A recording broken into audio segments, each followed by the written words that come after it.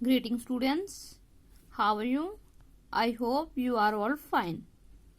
Dear students, कल हमने प्रेमचंद द्वारा रचित नादान दोस्त जो कहानी है हमारी ये पाठ है वो पढ़ा था। आशा करती हूँ कि आपको ये अच्छे से समझ भी आ गया होगा। तो आज हम इसके प्रश्न उत्तर करेंगे। तो चलिए देखते हैं हमारा पहला प्रश्न उत्तर क्या है।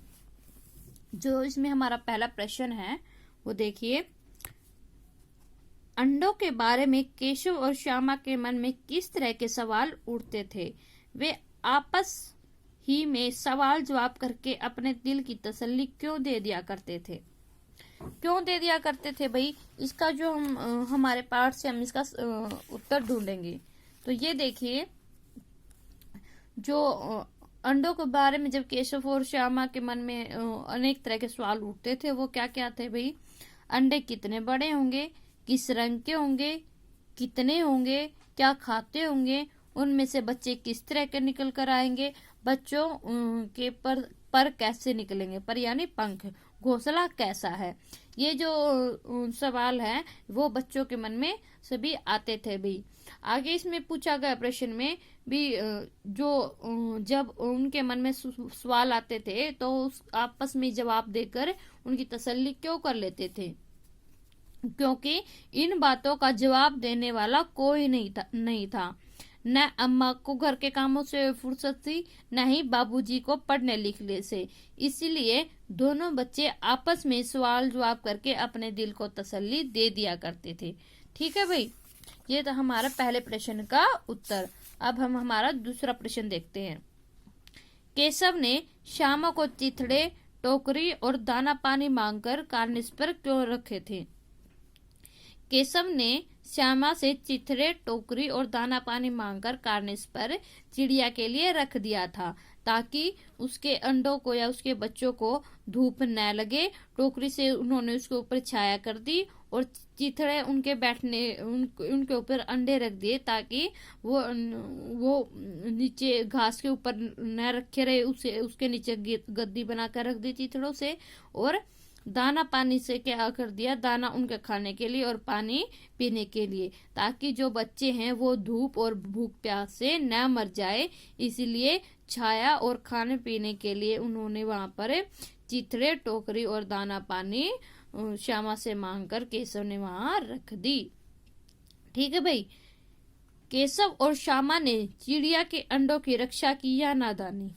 जो केशव और श्यामा हैं वो चिड़ियों की अंडे की रक्षा करनी चाहते थे, लेकिन उन्हें यह पता नहीं था कि अगर चिड़िया के अंडों को छू लिया जाए, स्पर्श कर लिया जाए, तो चिड़िया उन अंडों को सेती नहीं है। इसीलिए उनसे न चाहते हुए भी वो नादानी हो गई, जो कि वो नहीं करना चाहते थे। ये थे हमारे क्वेश्चन भाई कहानी से। कि अब इससे आगे देखते हैं। इसे आगे जो हमारे क्वेश्चन है कहानी से आगे के, वो देखिए। केशव और श्यामा ने अंडों के बारे में क्या क्या अनुमान लगाए। यदि उस जगह तुम होते तो क्या अनुमान लगाते और क्या करते।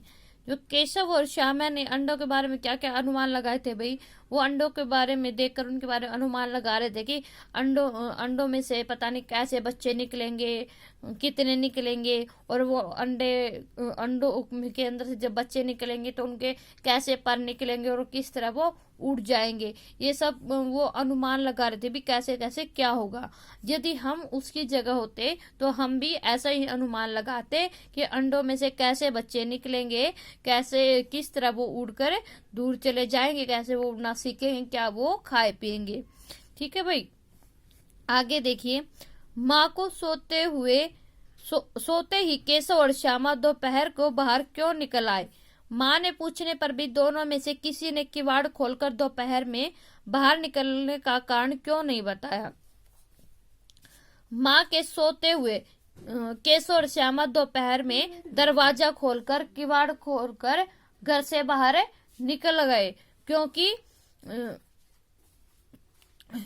अगर माँ जाग रही होती तो उनको बाहर जाने नहीं देती, क्योंकि माँ नहीं चाहती थी कि दोपहर में या धूप में केशव और श्यामा घूमे। वो इसीलिए जो है वो चुपके से किवाड़ खोलकर बाहर निकल आए माँ के सोते ही।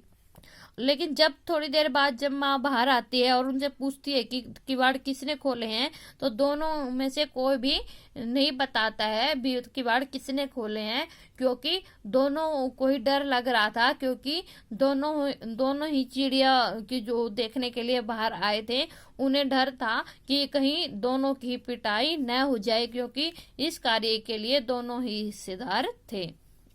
इसलिए श्यामा और केशव में से कोई भी उनके बात का जवाब नहीं देता है। अगला हमारा प्रश्न देखिए भाई, प्रेमचंद की इस कहानी का नाम नादान दोस्त रखा, अगर तुम इसे क्या शीर्षक देना चाहोगे?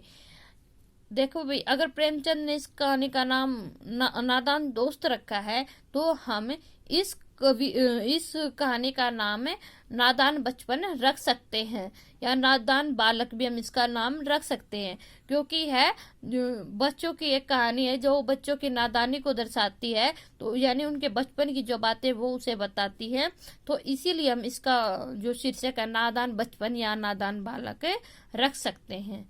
ठीक है भाई, ये समझ में आ गए?